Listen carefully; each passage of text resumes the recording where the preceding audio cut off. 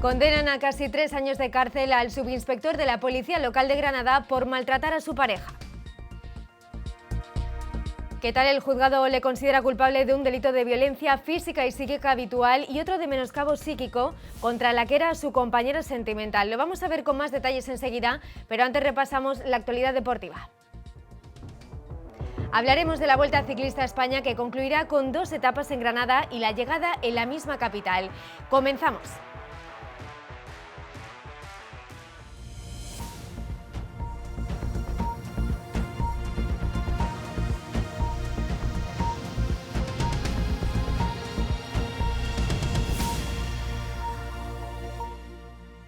Pues empezamos hablando de la próxima edición de la Vuelta Ciclista a España, que terminará con 2 etapas en Granada. Una de ellas será de montaña y la última en la ciudad, en un recorrido urbano por las calles de la capital que coronará al mejor ciclista de la prueba. Será la primera ocasión en la que la Vuelta finalice en Andalucía, ante la coincidencia de sus últimas etapas con la celebración en Madrid de su Gran Premio de Fórmula 1.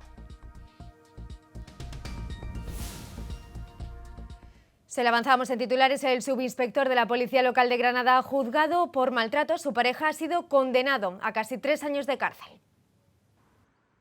El juzgado de lo penal 5 de Granada ha condenado a 2 años y 8 meses de prisión al subinspector de la Policía Local juzgado por maltrato en el ámbito familiar, al que ha considerado culpable de un delito de violencia física y psíquica habitual y otro de menoscabo psíquico contra la que era su pareja.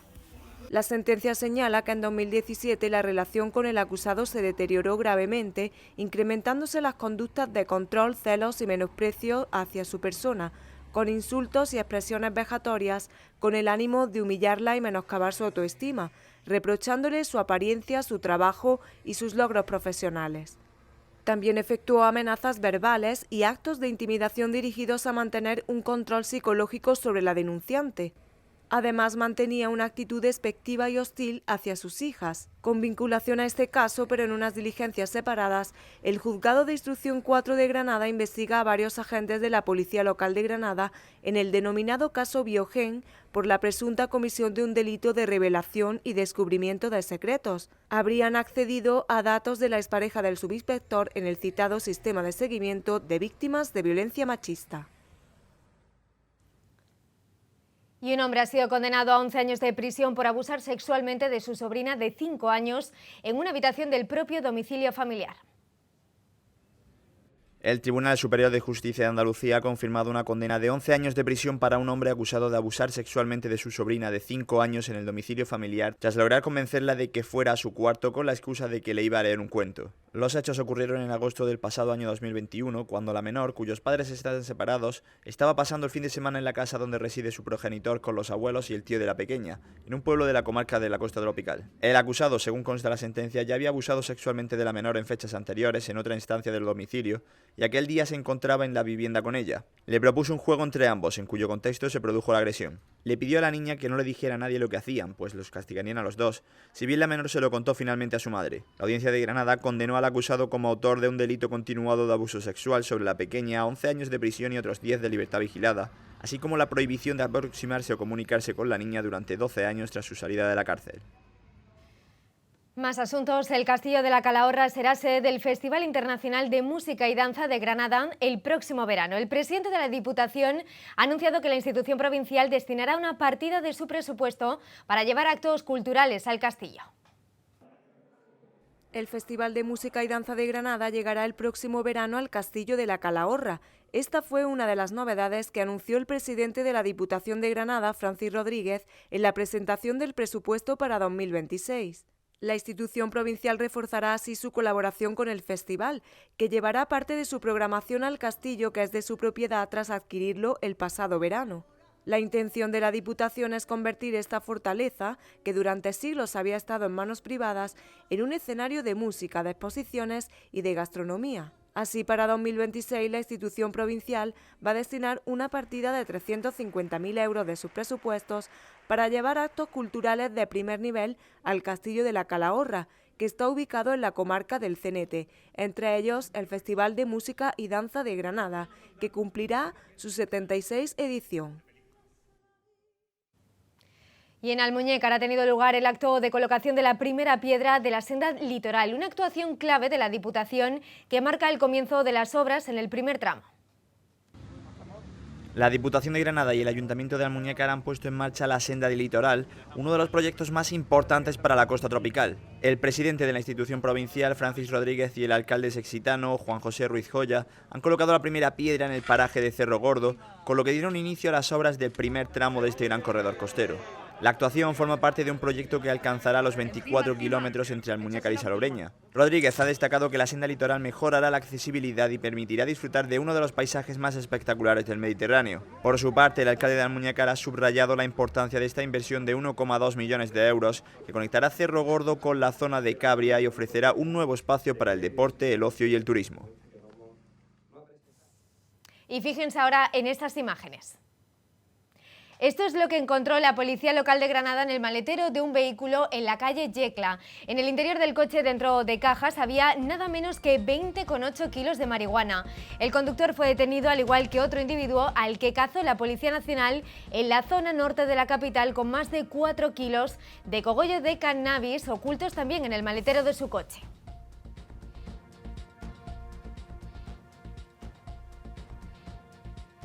Y más sucesos, la policía local ha detenido al autor de esta pintada en la muralla Cirí. La misma se realizó el pasado 3 de abril del año 2024, momento en el que la sección técnica de investigación abrió diligencias y comenzaron las pesquisas. Tras el análisis de la caligrafía de la pintada, similar a la de otras en puntos distintos del Albaicín, los agentes lograron identificar al presunto autor, un joven que ya ha sido detenido.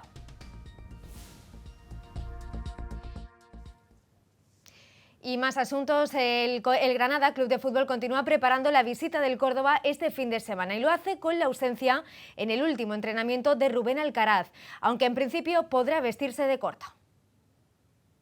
El Granada recibe este sábado al Córdoba en un derbi andaluz en el que espera poder reencontrarse con el triunfo para salir definitivamente de los puestos de descenso. Lo hará con las bajas de Lucas Zidane y Mohamed Buldini, que continúan sin entrenar con el resto del grupo a causa de sus respectivas lesiones. Tampoco participó en la última sesión de trabajo en la ciudad deportiva el mediocentro Rubén Alcaraz, hasta ahora pieza clave en los esquemas de Pacheta. No peligra su disponibilidad, pues su ausencia en el ensayo respondió a la gestión de cargas que aplica el técnico burgalés, si bien su titularidad está en entredicho. Las recientes actuaciones de José Arnaiz, revulsivo en Santander, para firmar el empate a 2, le colocan como candidato al 11 por primera vez desde la tercera jornada de Liga. El resto de la alineación apunta a ser similar al que el granadinismo empieza a aprenderse de memoria, con la duda de si Pau Casadesús regresa al lateral diestro o permanece Óscar Nasey en el costado para afianzar a Loic Williams.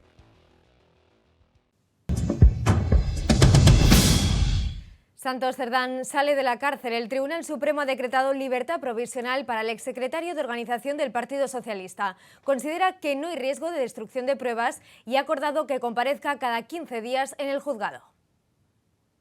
El Tribunal Supremo ha puesto en libertad al exsecretario de Organización del PSOE, Santos Cerdán, tras casi 5 meses en prisión provisional por su presunto papel principal en la trama de amaño de obra pública del caso Koldo. Eso sí, le ha fijado medidas cautelares como la prohibición de salir del país, la retirada del pasaporte y firma quincenal en sede judicial. Puente sostiene que el resultado de la investigación practicada no solo ha diluido los consistentes indicios de criminalidad con los que ya se contaba en la causa, sino que muy al contrario los ha reforzado en buena medida y ha abierto nuevas líneas de investigación. En este sentido, explica que para mantener la prisión provisional, la ley de enjuiciamiento criminal requiere que exista riesgo de fuga o de destrucción u ocultación de pruebas o la retiración deliberada. Es por ello que, al no identificar esos posibles riesgos, el magistrado ha decidido adoptar medidas menos restrictivas para la libertad personal de Santos Cerdán, como ha asegurado. Mientras la investigación continúa, les hablamos de un nuevo capítulo en el caso Koldo, con Santos Cerdán y el puente del Centenario de Sevilla como protagonistas. Según revela la investigación de la UCO, Servinavar, la empresa de la que Cerdán posee el 45%, fracturó 1.800.000 euros por labores de consultoría de las obras del puente. La alianza entre la empresa Servinavar y Acciona llevaba implícito el ingreso por parte de la sociedad de Santos Cerdán de un 2% de los cobros netos que percibiera la constructora de cada obra adjudicada. Según la OCU, La alianza entre ambas compañías quedó plasmada en las obras del Puente del Centenario, así como en otras 2 adjudicaciones, una en Logroño y otra en el tren de Sant Feliu, todo por más de 245 millones. En base a ese acuerdo, Servinavar facturó algo más de 100.000 euros en la obra de la C40 y casi 1.700.000 euros por la de los tirantes del Puente del Centenario. La obra del puente debía terminar a finales de 2026, pero podría ampliarse hasta 2029 y ha pasado de los 86 millones en julio de 2021 a los 130 millones en la actualidad.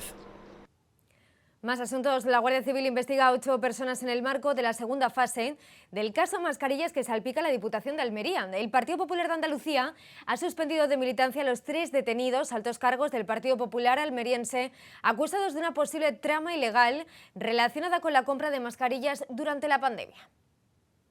El Juzgado de Instrucción número 1 de Almería ha confirmado la detención de 7 personas y la realización de 10 registros en la segunda fase de la investigación del caso Mascarillas, iniciada en el año 2021 por la supuesta compra fraudulenta de material sanitario.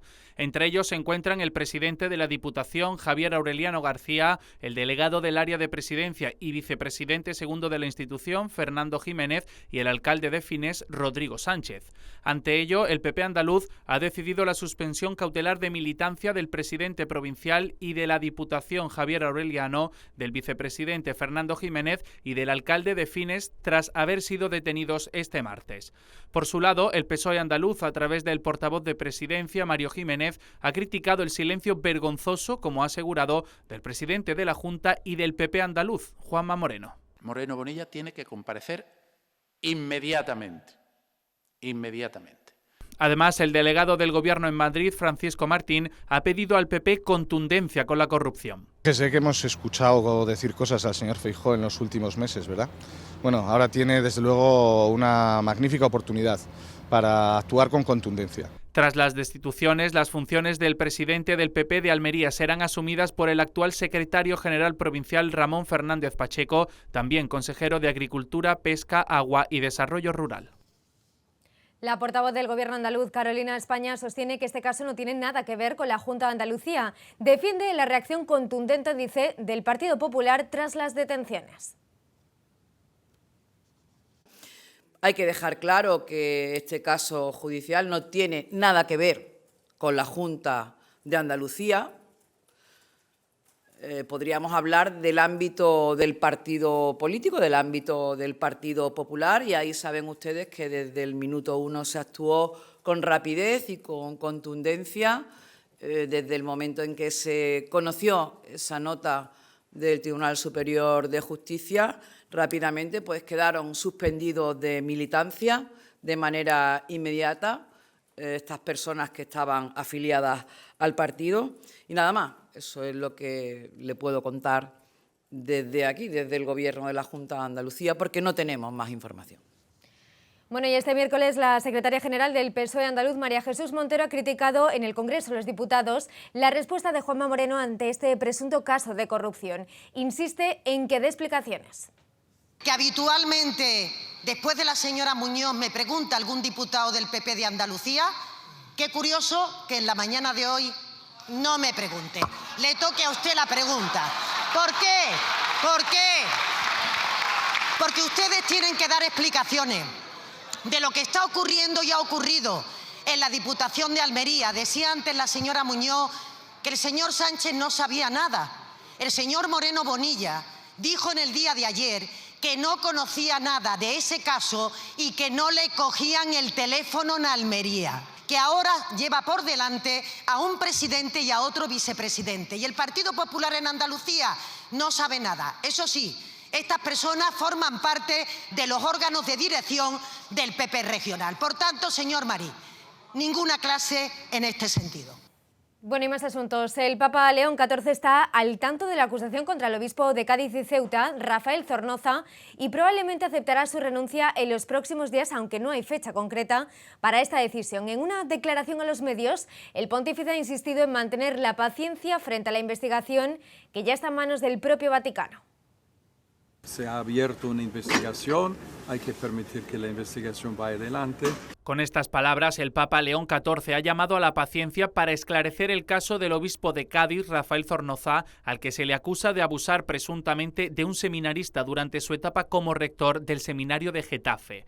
El pontífice ha insistido en que Zornoza mantiene su inocencia, insistiendo en que el caso está en manos del Vaticano y en el momento oportuno se tomarán acciones. Pues hay una serie de protocolos que están claramente establecidos, que tienen que ver el caso. El obispo mismo tenía que responder, él insiste sobre su inocencia y según los resultados habrá consecuencias. Prevost también ha lanzado un mensaje a las víctimas de abusos dentro del seno de la Iglesia. Pues en primer lugar espero que encuentren siempre un lugar seguro donde puedan hablar, donde puedan presentar, digamos, sus casos. Este lunes, la cúpula de la Conferencia Episcopal Española se reunió con el Papa y el presidente Luis Argüello aseguró que León XIV estaba informado del caso y que probablemente se aceptaría la renuncia, aunque no se han dado fechas. Este 20 de noviembre se cumplen 50 años de la muerte del dictador Francisco Franco y de la llegada de la monarquía parlamentaria. 5 décadas después y unas cuantas generaciones de españoles, curiosamente hoy el nombre del caudillo suena en los parlamentos y hasta investigaciones sociológicas apuntan que entre los adolescentes tiene mucho recorrido este capítulo de la historia de España. Medio siglo, 50 años, 18.250 días o una docena de mundiales de fútbol, uno de ellos ganado por España. Ese es el tiempo que ha pasado desde que el 20 de noviembre de 1975 Carlos Arias Navarro, por entonces presidente del gobierno, anunció la muerte del dictador Francisco Franco con la mítica frase: españoles, Franco ha muerto. Y 50 años más tarde, La piel de toro sigue en constante revisión de su memoria. 50 años sin Franco y con monarquía parlamentaria. La España del color revisa su memoria en blanco y negro. La mecha estaba desde siempre en un país cuya epidermis a veces se enciende, pero en los últimos años la palabra polarización ha ganado terreno y Franco, entre las nuevas generaciones, para bien o para mal, ha ganado peso en el debate diario, mientras que hace unos años la cosa se quedaba en la trifulca contra los que defendían cuestiones como que había creado pantanos o había puesto en marcha la seguridad social. 50 años después, la rareza está en que hay adolescentes franquistas nostálgicos de un tiempo que no vivieron y del que muchas veces hablan de oídas, y en que la sombra del dictador está presente también porque hay quien tiene interés en que así sea. Sin ir más lejos, la última encuesta del Centro de Investigaciones Sociológicas CIS señala que el 19,6% de las personas de entre 18 y 24 años cree que la dictadura fue buena o muy buena. Y como en todas las efemérides redondas, el mercado editorial lleva semanas lanzando libros que analizan la figura de Franco. El hispanista Giles Tremlett ha publicado El dictador que moldeó un país, un ensayo en el que el británico hace una lectura de las 4 décadas con el general del Ferrol al mando de España. Claro, aquí como no se ha enseñado en los colegios lo que es y lo que fue el franquismo, se complica bastante, que ya esto lo pueden llenar de lo que sea. Y lo que dicen las encuestas también no es solo que sean los jóvenes, es este 20-21% que da el CIS, también está en la población mayor. Entonces, esto de que viene, pues viene del recuerdo que tiene la gente del franquismo, pero que es del tardofranquismo, es de la última década, cuando hay un milagro, y lo pongo entre comillas, un milagro económico español, cuando hay un crecimiento brutal, ¿no? Yo lo que digo en el libro es que este milagro no es solo español, es sudeuropeo. O sea que Italia también está creciendo, Portugal también está creciendo. España llega tarde, por decisión de Franco. Calle Lario repite como la calle comercial más cara de Andalucía. De hecho, es la arteria más lujosa fuera de las principales vías, que son pudientes fuera de Madrid y Barcelona. Según un informe de la consultora Cashman & Wakefield, la renta en Larios es de 220 euros al metro cuadrado para alquilar un local al mes. A nivel andaluz, le sigue la calle Tetuán en Sevilla, que consolida su segunda posición en este ranking con 140 euros por metro cuadrado al mes. Ambas calles andaluzas han subido el precio con respecto al año pasado. El Paseo de Gracia de Barcelona es la más cara de España, con 285 euros el metro cuadrado y la número 16 del mundo. A nivel nacional completan el podio la calle madrileña de Serrano y la Gran Vía. Y piensen ahora cuántos alimentos ultraprocesados hay en su nevera. Igual unos cuantos, ¿no? En los últimos 20 años, España ha triplicado el consumo de este tipo de alimentos. La falta de tiempo para cocinar, la comodidad y la intensa publicidad han impulsado la presencia de refrescos, bollería, snacks y platos preparados en la dieta diaria, sobre todo entre los más jóvenes. Este incremento preocupa a los expertos porque estos productos suelen contener muchos azúcares, grasas poco saludables y aditivos. Su consumo habitual se relaciona con el mayor riesgo de obesidad y problemas cardiovasculares. Para frenar la tendencia se recomienda priorizar alimentos frescos, leer etiquetas y limitar los productos altamente procesados, recuperando así un patrón de alimentación más cercano a nuestro modelo, al modelo mediterráneo. Bueno, y la muerte de Encarnita Polo continúa dando de qué hablar tras las polémicas declaraciones del vidente Rapel, que acusaba directamente a su hija Raquel de abandonar a su madre en una residencia de Ávila. Antonio Montiel, pintor malagueño e íntimo amigo de la familia, ha desmentido estas palabras. La muerte de Encarnita Polo en la residencia donde se encontraba sigue coleando. Tras las declaraciones polémicas de Rapel, en las que aseguraba que el artista tenía un palacio en Madrid y donde se mostró muy crítico con la hija de la actriz, el pintor malagueño Antonio Montiel, amigo íntimo de Encarnita, ha desmentido estas afirmaciones, asegurando que incluso en los últimos años empeñaba parte de sus joyas. Pero es que esta es la absoluta verdad de la historia de Encarnita. Encarnita ni había tanto dinero, porque en el fondo ya en los últimos tiempos no se trabajaba, ella incluso a veces empeñaba sus joyas. Esas cosas que se dicen de que si los pisos, no. Ella tuvo sus pisos en su momento, los vendió precisamente para comprarse el piso con el que vivió durante muchos años. Todas esas cosas de dineros y de joyas, todo eso es mentira. Montiel además ha defendido el papel de Raquel, hija de Encarnita Polo, que estuvo hasta el último momento pendiente de su madre. Es decir, Raquel, su hija, pues ha estado ahí y yo creo que le ha dado lo mejor que ha sabido, ¿no? Y además estaban muy unidas porque era hija única. Es decir, es que yo he vivido todo eso, he estado en su boda, en la boda de su hija. Es decir, es que no tiene nada que ver con la realidad. La artista era una apasionada de Andalucía y sobre todo de Málaga, en la que estuvo en varias ocasiones con Antonio Montiel, que la define como una gran mujer, una buena persona, amiga de sus amigos y que siempre, a pesar de los reveses de la vida, mostraba su mejor cara. Segurestil, especialistas en puertas de seguridad y acorazadas, patrocina este espacio.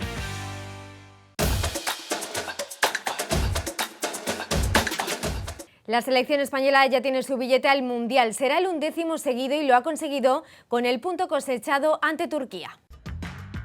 La selección española disputará este verano en Estados Unidos, México y Canadá su 11º Mundial de forma consecutiva tras certificar su clasificación este martes. Como campeona del Grupo E en la fase europea después de empatar a 2 con Turquía en el partido disputado en el Estadio de la Cartuja de Sevilla. En un encuentro en el que rotaron varios indiscutibles pero consiguieron rascar un empate que selló su clasificación oficial al Mundial. España, actual campeona de Europa y campeona del mundo en 2010, volverá a una cita mundialista como ha hecho siempre desde 1978. No se pierde una Copa del Mundo desde Alemania 1974 y ni un gran torneo desde la Eurocopa de 1992. Y en la reunión entre el presidente de Estados Unidos, Donald Trump, y el príncipe heredero de Arabia Saudí, Mohammed bin Salman, ha habido una presencia curiosa. Se trata del futbolista Cristiano Ronaldo, que milita en la Liga Saudí. El portugués, con faceta representativa, ha viajado en la comitiva del príncipe árabe, produciéndose este curioso encuentro entre el jugador luso y Trump. Sergio Pellicer es el 8º entrenador guillotinado en segunda división esta temporada. Esta era la reflexión en la rueda de prensa de su marcha de un entrenador que se lleva el cariño de la afición del Málaga. Yo no lo veo como que me han obligado. Yo lo veo que esto es fútbol y hay que saber entenderlo y que sea lo mejor para el club. Son totalmente diferentes, pero con el mismo sentimiento. Y tengo que reconocer que la otra vez, si daría marcha atrás, no hubiese hecho aquella rueda de prensa y me hubiese quedado. Pero al final, como siempre digo, yo le digo muchas veces a mis jugadores que soy más listo que ellos, pero no por nada, porque me he equivocado más que ellos. Y me he equivocado, pero como digo, solo palabras de agradecimiento. Me quiero quedar con lo más bonito. Yo he vivido un sueño,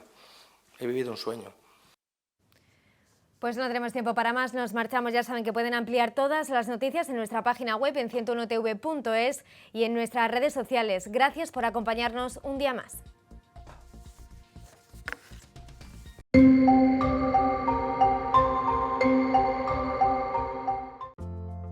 Los cielos continuarán poco nubosos o despejados este jueves en la provincia de Granada.